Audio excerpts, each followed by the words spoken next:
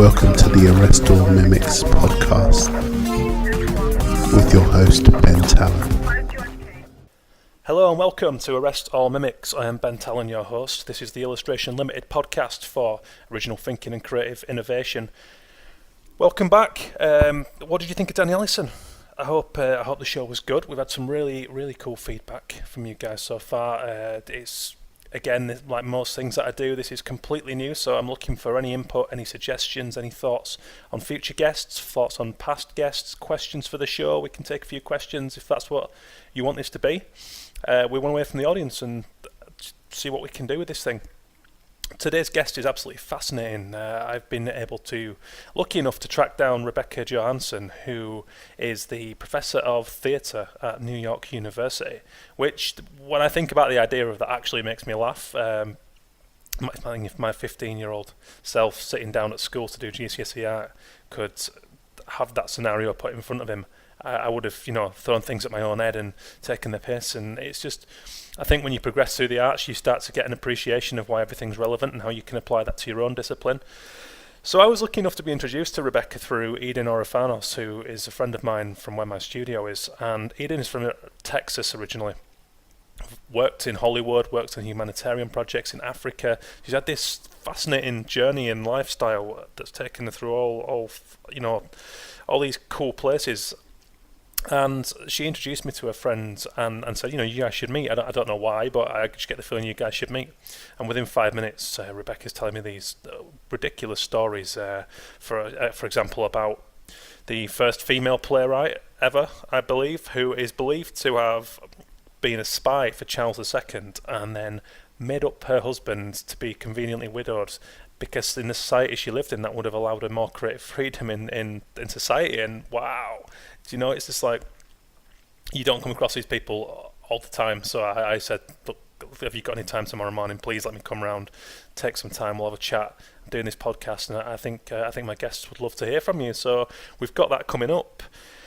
Among other things, we're going to be, it's like, okay, so how does this relate back to design and illustration and the core thing of what we do at Illustration Limited? But I think as I've gone through the years as an illustrator and then got on to become a sort of part-time art director, an author, suddenly you realise that everything's completely relevant. And one of the key things that underpins any good theatre is storytelling, and that's no different in film, and that's no different in any art form, I guess, where the real crux of the success is to make the audience emotionally invest in whatever it is you're doing. It doesn't matter whether you're a fine artist, whether it's something you're doing that people are going to love or hate. It doesn't matter whether you're doing something that's a real naive, frowned upon art form. I think if you're connecting with a certain audience and your stuff's working and getting out there, then it's the storytelling that underpins that.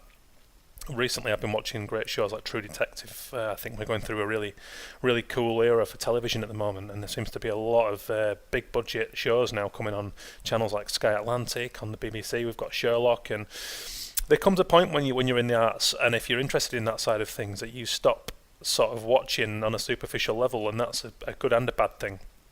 Danny Ellison on the last episode talked about how he's now looking out for how things are lit, how things are produced, from a photographer's viewpoint and an illustrator's viewpoint. I think it works for everyone. So we're going to be discussing that with Rebecca and what makes the difference between a good production and a bad production. But I encourage my audience to sort of think about how you apply that in scenarios like we're all in, where we have no budget and we have to go out there and market ourselves to this huge global audience now, up against such fierce competition. And I think there's so much you can take away from that, and there's little tweaks and little details that you can start to bring into your work once you get an understanding of why people invest in your work and develop it even more and push it down that road so unashamedly that people sort of thirst for more of it. So we're going to be talking about all that. We're going to be talking about the age of spectacle, going from Shakespearean sets where there actually were no sets, and back in a time when the language and the storytelling had to do the job solely on its own. That's why Shakespeare's work was so powerful. And then we're going to be going to the other extreme and looking at the 19th century American theatre, like the pinnacle of spectacle, as Rebecca will be telling us, in one instance where there was a live audience watching elephants sent down a slide and into a flooded auditorium where they would swim around for the viewing pleasure. How ridiculous. But all these things are, you can take things away, so can't wait to get stuck into that. Just a couple of things coming up. Going to be at the V&A this Friday, talking about just that theme, marketing yourself on zero budget, and that's an arts thread event in London. It's on from 7 p.m, so check that out online. The details will be on there. It's a free event, so come down and say hello. And then in Cardiff on the 22nd of October, talking about Champagne and Wax Crayons, my debut book. Just a couple of cheap plugs that have got to be done. And let's get to it with Rebecca Johansen. Cool. Okay, so I'm here with Rebecca Johansen, who's actually in London from New York at the moment. So I've been fortunate enough to badger and to give me an hour of her time for this chat, and I think you'll do a better job of introducing yourself and what you do than I would. So. Okay. Well, I'm a professor of theatre, specializing in theatre history and dramatic literature at New York University, NYU. It's one of the top programs in theatre in the United States, and we specialize in giving an intensive actor training program to the students. But my role at the university is to teach an area that we call theater studies. And in most institutions, in the United States anyway, theater departments only require their students to take 1 or 2 classes in theater history and dramatic literature. And NYU is very diligent about making sure that their students know their history, so they require them to take 7 courses in theater history. So in order to give them the 7 courses in theater studies, theater history, dramatic literature, we have to teach a wide variety every semester. So I specialize usually in Renaissance and Restoration theater, predominantly British theater, but I also cover a little bit of Spanish and Italian as well. But I'm experimenting in the fall with a new course on U.S. theater history, and my background is my dissertation in my PhD was just looking at themes that strung across different moments of theater history rather than focusing on a specific historical period. So whenever NYU has a need for a course that they don't really have a teacher for, they turn to me and say, well, do you think you might be able to teach that? So I usually like to say yes, because it's fun and challenging and interesting. So I've taught this course on U.S. theater history once before, about 5 years ago at a different institution, and so I'm looking forward to getting back into it. Yeah. So what led you to that? I mean, what's your own background? And I mean, is it something you're interested in from being young, or were you just a creative person? Yeah, I got into theater when I was young. I was actually, when I was about 6 or 7 years old, I was so shy I couldn't stand up in front of a room full of people and say my name without wanting to faint. So my mother decided to cure me of that by pushing me into acting classes, and I fell in love with the theater, with everything about it, and it still took maybe about 15 more years for the shyness to completely go away, but when I got on stage and became somebody else, it allowed me a freedom to express myself in a way that I had never done before. But then I tried to go to LA and be an actor and go to actor training school when I was 18, and discovered that the industry is not what I thought it was, to put it politely. And I ran back home and tried to rethink things, and I ended up getting my undergraduate degree in anthropology with an emphasis in archaeology because I fell in love with history.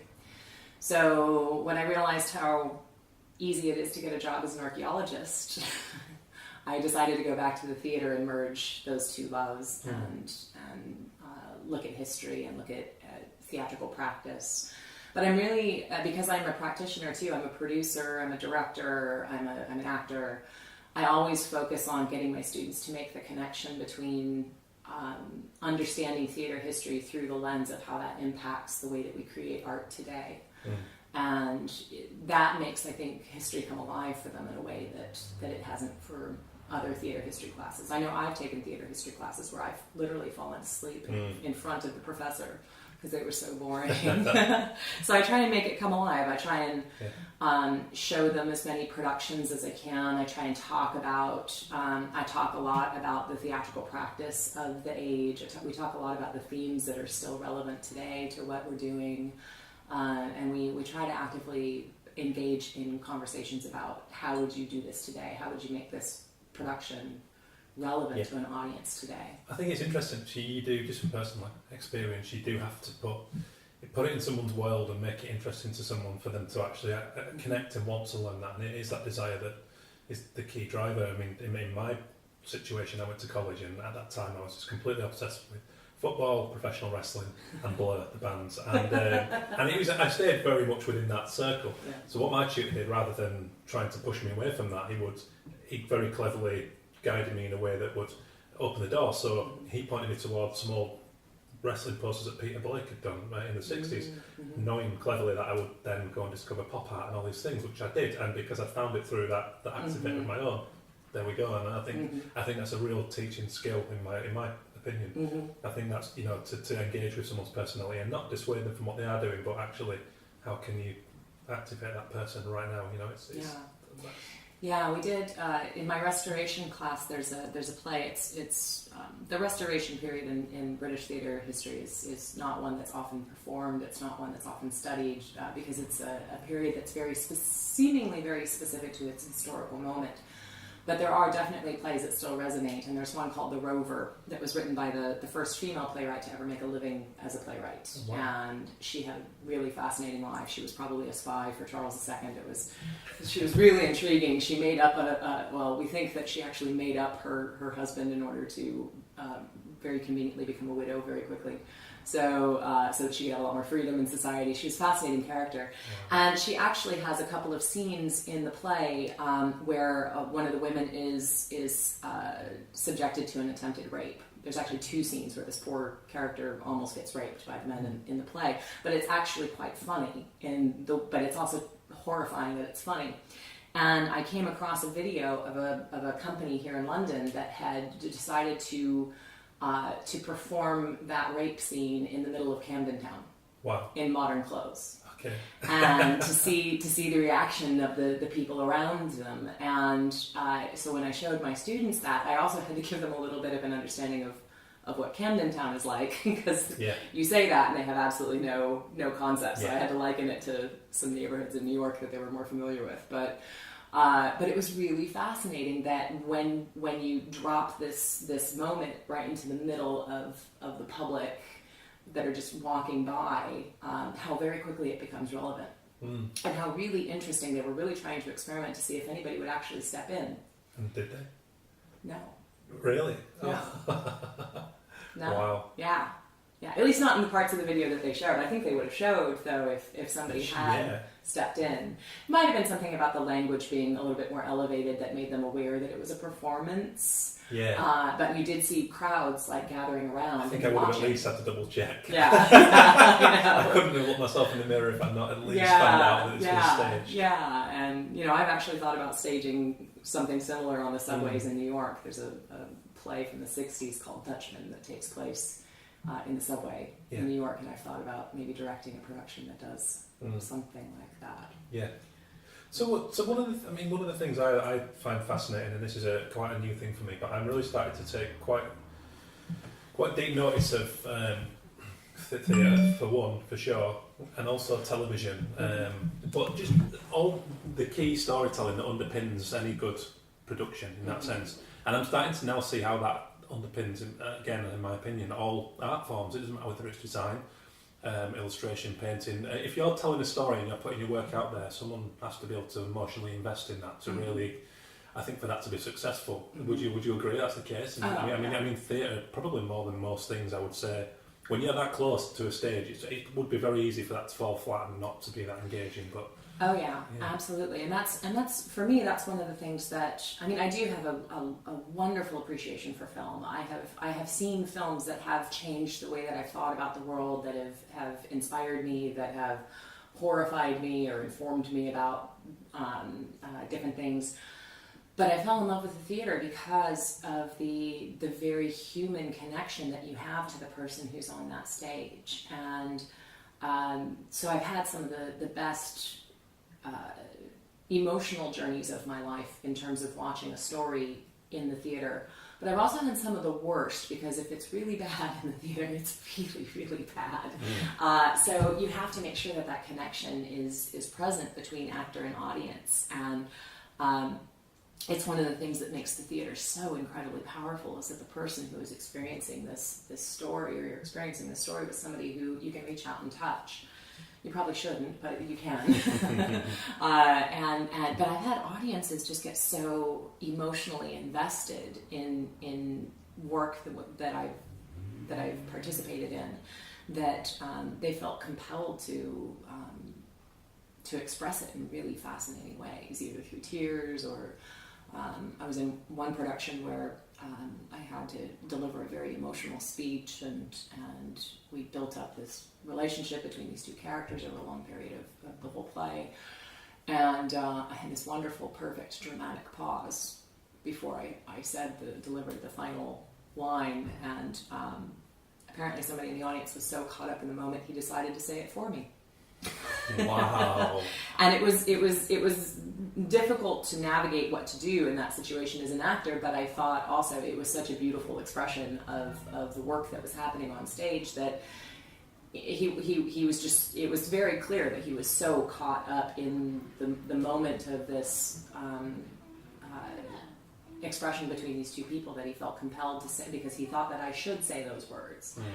He had no idea that actually was the next line. But it was one of those moments, and that's why I love the theater so much, is because it can bring people to that. It can bring them to experience those emotions that I think also that the audience together share a collective sense of connection in a way that you don't when you go into a movie theater. You know, when you go into a movie theater and watch a film, everyone's very much invested in their popcorn and their sodas and their date that they're there with, or whatever's going on in their own world. And even now in movie theaters, we have the chairs are getting bigger and bigger and bigger to separate us even more from one another, so we can't see each other. But oftentimes in the theater, you're sitting in a very uncomfortable chair, very close to the person that you don't know, right next to you or right in front of you, and there's something different that happens, I think, as an audience when you are, and the same thing if you're watching dance or if you're listening to music, that it's a different experience that you share as an audience,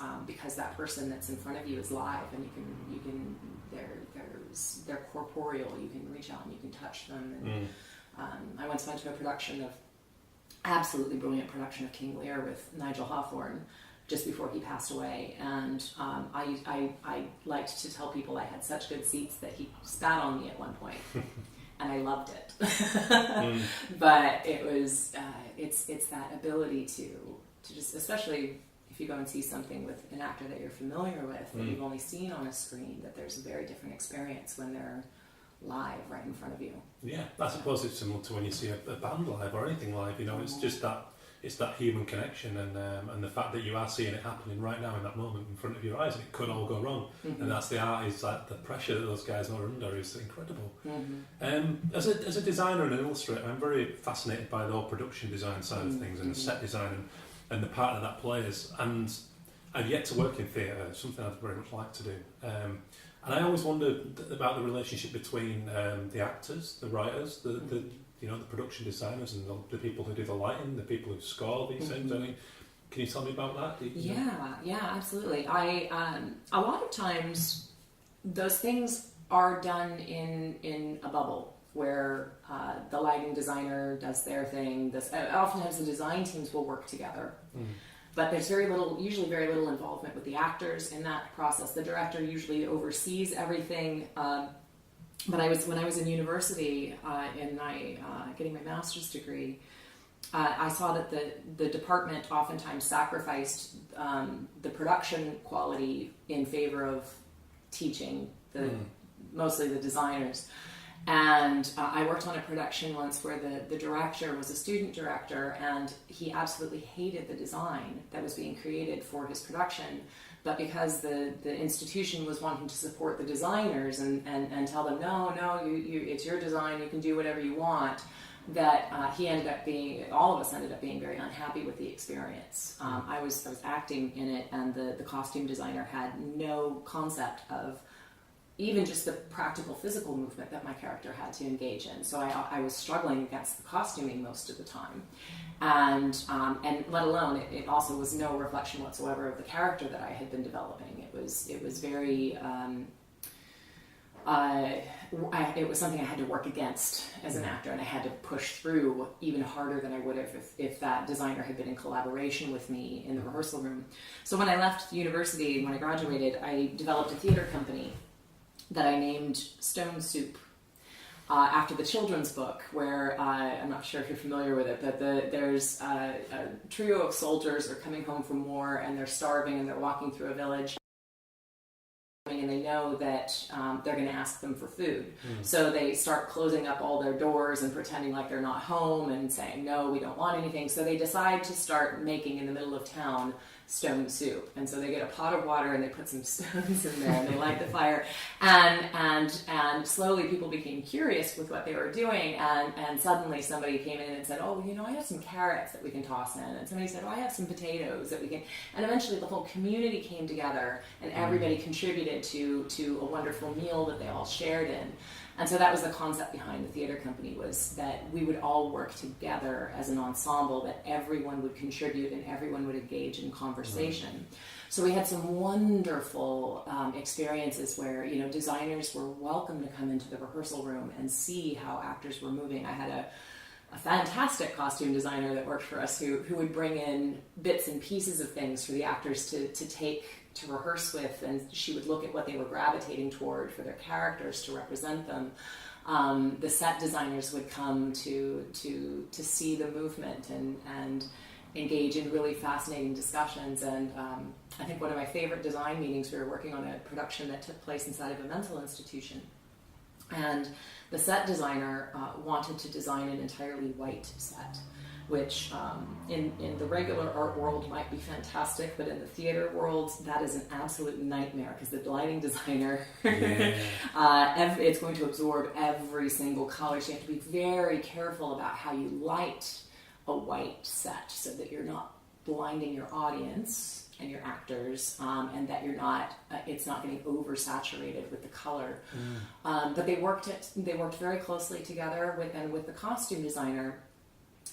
There were moments when the characters were in their own little world in a mental institution. They created their own fantasy world. And then there were moments when reality came crashing in, when they had to own up to the reality of their world. And so the lighting designer wanted to do two very different looks for each of those moments. And then she worked with the set designer to make sure that the set wasn't going to work against that. And she and the costume designer worked together with different fabrics to see how would each lighting design reflect the color in the costume, so that when the warm tones of the fantasy world made the character that was most invested in that fantasy world come to life with their skin tone, and the colors would really pop. But then when the world of reality came in, the other character who really wanted to get back to reality came more alive with the costuming, the way that the light reflected off of it. So that was one of my favorite productions that I worked on in terms of design aesthetic. That's incredible, that unity and I mean, it's essential for such minimal concepts like that, for that to say that could have fallen so badly wrong, but that's really impressive stuff. Yeah, well, and minimal concept is correct, because we had no money for it too. So we had to do a lot with very little money, and that's something that the company became known for, was doing very minimal work, but making that work really profound and impactful. We oftentimes didn't have much money for sets, so we did we created most of our storytelling in design elements through light. And I had an absolutely brilliant lighting designer that I worked with and collaborated with for 10 years on that. So after a while, you just get to learn to speak each other's language, and they can almost read your mind, and it's fantastic, because it's really important to build those kinds of artistic relationships, especially when you're working in that way. If a designer's not used to being required to collaborate with other artists in that way, then it could be a little uncomfortable. But we've had so many amazing experiences with. I had a sound designer once who was also our choreographer, and I was a production I was directing, and I had the actors as an exercise just choose a piece of music that they thought evoked their character, And she was able to incorporate the song choices into the actual sound design that she choreographed them to in the production, and it just elevated the level for everybody. It allowed the actors to connect to something on set that they might not otherwise. It might have just had to be something that was unconscious, or that they had to tap into without the audience knowing. And here, the way she designed it, they were able to actually hear it when they were on stage and allow it to inspire their movement. So. Wow. So do you teach? I mean, because we talked briefly about the module you were about to teach with the historical sets. Yeah. This is going to be really an interesting class, because it's U.S. theater history, but it's based on, I'm teaching it from the perspective of a book that my mentor in my PhD program wrote called Agitated States. And so it's looking at U.S. theatrical history as a means of understanding the American character. Like, what is the collective American character, and how does that relate to its experience of theatricality? And so the fundamental question he asks in the book that I'm going to ask on day one of the class is, how did ultimately, and it's a pretty challenging question, how did ultimately the attacks on September 11th, how was that created to be a performance of spectacle that was specifically for an American audience? And yes, it impacted the world, but it was a performance specifically for an American audience. So we're going to talk about the notion of spectacle in American theater. And I mean, America was founded by the Puritans that were fleeing England, and the Puritans hated the theater. But at the same time, they were very theatrical in the way that they performed their sense of self to their collective community. And so the book actually ties in and takes you on a thread to find out how that led us to this notion of needing something to be completely over the top in order to really believe in its authenticity. So American theater history is rife with these amazing spectacles, particularly of scenic design, like spectacular performances that led eventually into now the elaborate spectacle of American musical theater on Broadway. Also led into like P.T. Barnum and circus performances, and I think I mentioned to you before that one of my favorite examples of this was a larger-than-life performance of spectacle. I guess you would call it a circus. I don't know. It was more like a variety show back in the 19th century, where they were able to flood an entire arena, and they sent a team of elephants down a slide to land into the water and go swimming in front of the public. And they would do things like that all the time with like exotic animals. And it was the bigger the spectacle, the more impact, and every year it just became more and more important to inspire new heights in scenic design that would allow those kinds of things, special effects. Yeah. And in the theater, we went into an age of melodrama in the 19th century, where it was to some degree about the storytelling, but the storytelling felt like it was enhanced by these big stage spectacles. So one of the plays we're covering in the class is the play Uncle Tom's Cabin, that's based on Harriet Beecher Stowe's novel. And the original first couple of productions of it were not very successful. They cut out a lot of the storylines that were there originally, and they shortened them to really smaller pieces, but they also didn't really have a big sensation to them. And then on the third production, they elaborated it into a 4-act play, and they included these gigantic stage spectacles, like people drowning in a river that they created on stage, things like that. Yeah. And that was the production that really hit home with the audiences. And there was a reviewer, I think in the New York Times, that said that it was the greatest expression of abolitionism that had ever been seen on the stage. And there had already been 2 productions of it, but they didn't include this huge stage spectacle. So it was almost like that gigantic display of what American ingenuity can create on stage is what gave it that extra push to make it a notable form of storytelling. Yeah. So we go from that to the 19th century on into the 20th century with big budget musicals, and then that eventually leads to big explosions and action movies, and that are now making hundreds of millions of dollars at the box office every weekend. So that's America's contribution to the world storytelling, is big explosions and helicopters crashing on stage and just larger than life spectacle. And for some reason, the class is exploring this notion that American audiences don't gravitate towards simple storytelling. Which I think is true, and it's not true. And I have a hard time with the whole concept of a collective American culture. It definitely does exist, but America is a vast place with a lot of different people, with a lot of different backgrounds, a lot of different experiences. So I think oftentimes we get lumped into this notion of a collective consciousness, but we do tend to produce art that reflects that. Yeah. In a lot of ways, especially our performance art.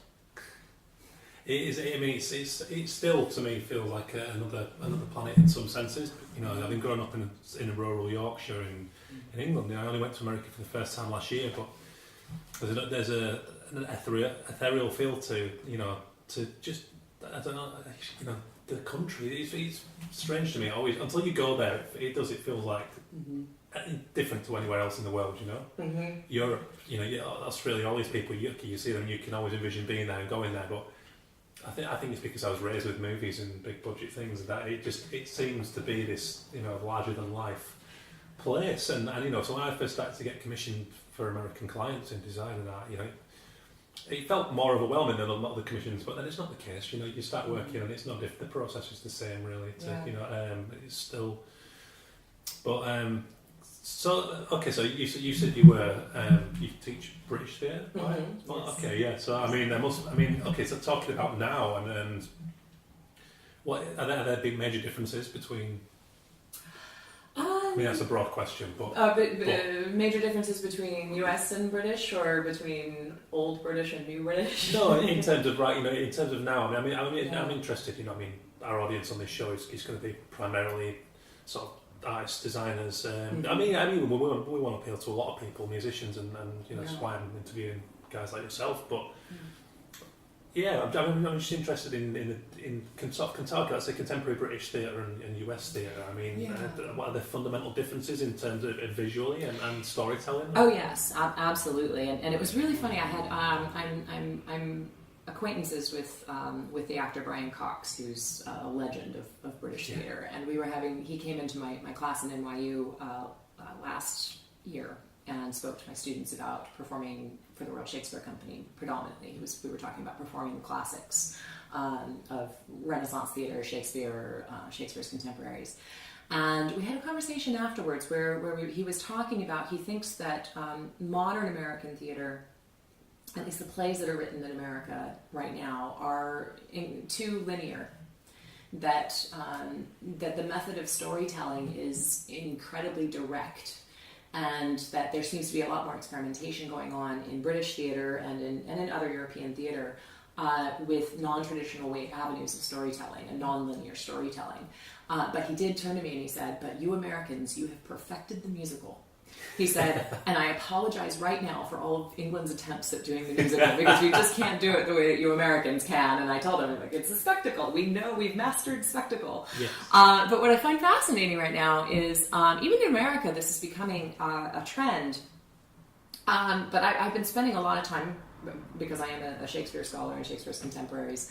Every time I come to London, I go to the Globe, and I see productions there. And I used to go to the RSC, but their work hasn't been as fascinating to me lately, because what the Globe is doing is they're getting back to, and what their practice has always been to get back to experimenting with doing theater the way that it was done in Shakespeare's age. And for them, that space is absolutely phenomenal to be in. And when Shakespeare was writing his plays originally, there really was no such thing as set design. You would have a few pieces of props, maybe some chairs and some things to play around with on stage, but everything that was geared toward giving the audience a picture of the location was done through words. Because the stage space eventually they got perspective scenery from the Italians. So when the Restoration came in, I don't know how much you know about British theatre history, but after the beheading of Charles, the Puritans were in charge, and they did not like theatre, so they outlawed theatre for 18 years. Oh, wow. So there was no official theatre in England from 1642 to 1660. And most of the people who had been supportive of the monarchy had gone to France or to Italy and left the country. So when Charles II was restored to the throne after Cromwell died, the new theatres that were developed were very much after the French and the Italian models that now used scenery and perspective painting to create location. But in Shakespeare's age, the scenery was set through words, through poetry, which is why the plays are so poetic, and particularly in describing places. To completely replace that and evoke that only with words that's mind blowing. That's such a challenge, and I guess it speaks volumes for the quality. Yeah. So it's really fascinating to go and see productions in a space that is very similar to what would have been where they were originally performed. And to see the way that they're adopting that same kind of practice in terms of just having very minimal set. I went to Titus Andronicus last season, and there was no set. Almost everything was done through simple props and words. And I went to see a play there the other week, The Heresy of Love, where they did have some set, but it was very simple. And they told their story through words, through the expression of that. Do you think something is lost in kind of, of course not all, but a lot of modern theatre in terms of reliance upon sets and visual triggers, as opposed to the art of the storytelling? Yeah, I think that it goes through phases. I think we go through phases where we get, particularly with theatre that, again, sells to large audiences, we tend to think, well, it has to be bigger, it has to be more spectacular. But I also know a lot of playwrights that have been really working with getting back to the poetry of the language, and you really don't need very much to tell their stories. Yeah. But there's that crisis between the two things. I saw there's a production on Broadway last year and the year before. It just closed, called If Then, and it was a musical starring Idina Menzel and Anthony Rapp. So big followings of musical theater people everywhere, just adore them. So of course it had to go to Broadway, and I went and saw it, and I loved the story. I loved the music. I loved the performances, but I hated the production. And I hated it because they were trying to make it a Broadway production. And it was a story that could have been told so much more simply than it was. And the direction was awful because it was trying to make it big and make it spectacular. And the storytelling did not need it at all. Yeah. The story just had to be very... And going back to this is why I'm watching more theatre and this kind of stuff and the core of it, because... I really think the essence of any good art is not, like I say, it's not over the top. It's not padding out. If the core and the backbone is there and it's right, then I think the rest is fantastic. That it enhances that, but that has to be there. Otherwise, you can throw as much auto-tune on a song as you want. You can tell. In my world, in illustration, it's just less is more. It's like if I need to. If someone's flicking through a newspaper, it's essential that someone gets the message out of illustration immediately. And that you can't write that out for a person. That has to be done in the real nucleus of something. And I really think theatre's a real leader for that. And I think that applies to all art forms. I really do. I think. I work with a playwright right now. I mentioned, it's so funny. I teach theatre history, and I love getting back to the roots of why we do the pieces that we do today and what's inspired it in the past. But when I work in the theater on the actual performance side and directing side, I love what's being done right now by playwrights. So I do very modern, very avant-garde, very experimental theater, and I work with a playwright right now called his name's Eric N. And he's got a small little cult-like following, and we like to call him Buddha because he's kind of like that. He's very zen. He's very He's got one of those very mellow personalities. He's got a cult-like following of theater people behind him, but he's the head of playwriting at Brown University in the States. And I helped to produce an epic vision that he had for a piece of theater that was epic in what we were attempting to do, but very minimal in how it was performed. And he wrote 17 plays.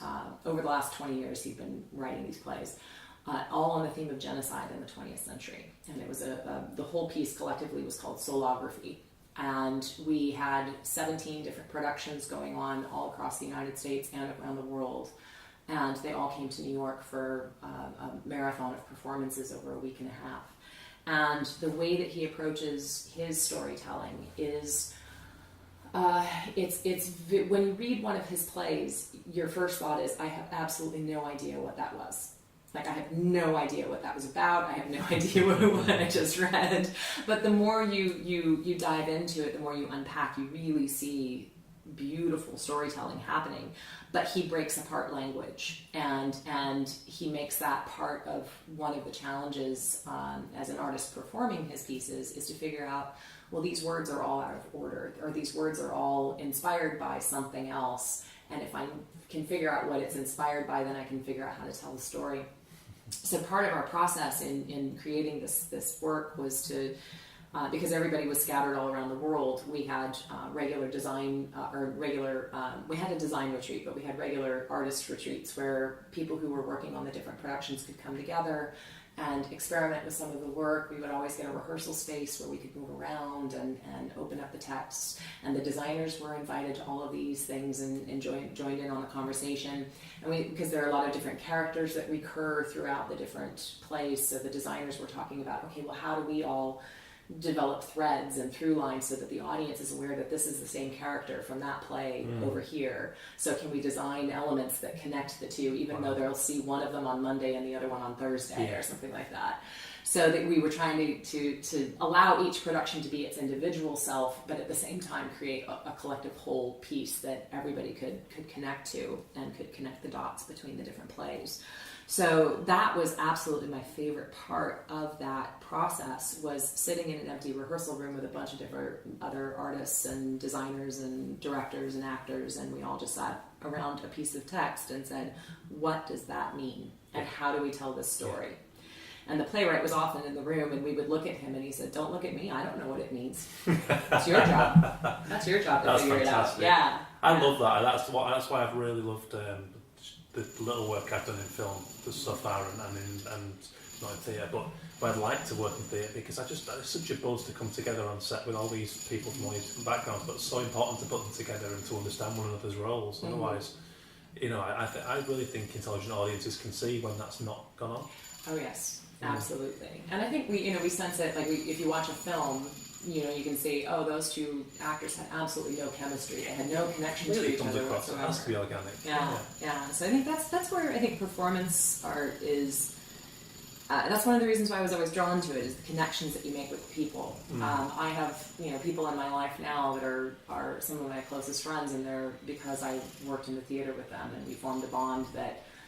And I work with them over and over and over again because we speak the same language. You'll see a lot of filmmakers out there use the same actors over and over and over again. We were just talking last night about Wes Anderson. Always has Bill Murray in his films, and it's because they speak the same language. They can read each other's minds. It comes across so well. I bought the retrospective book of Wes Anderson recently. It's so good. Yeah. And it does. It really comes across in whatever art form that is. Wow, incredible. So I'm going to kind of push this towards the finish, but there's one regular question I ask each person on the show at the end, and I should probably explain this on episode 1, that the reason I call this segment The Shark in the Tank is that, as the host, my favourite piece of art is Damien Hirst's the physical impossibility of death in the mind of someone living, the massive shark in formaldehyde in a tank, and it creates so much controversy when he brought those works out, but the concept of that work in there, it thrills me and it blows my mind every time I think about that. So that's why I've called this section. So I always say, what can you, not necessarily a favourite, because I know everyone's favourite thing of anything changes so often, but can you name it like a favourite creative work? It could be anything from an album to a film to a production to a set and the things we've talked about today. Anything at all that sort of jumps to mind right now that really drives you or thrills you in some way? Yeah, that one's actually, I have lots of different favorites of different things, but the piece that immediately jumps out in my mind as a theatre artist was, I mentioned the production of Nigel Hawthorne that I saw him in King Lear at the RSC. It was up in Stratford about 16 years ago. And it was actually my first visit to England. I had to come to Stratford to do some research at the Shakespeare Library there for my master's thesis.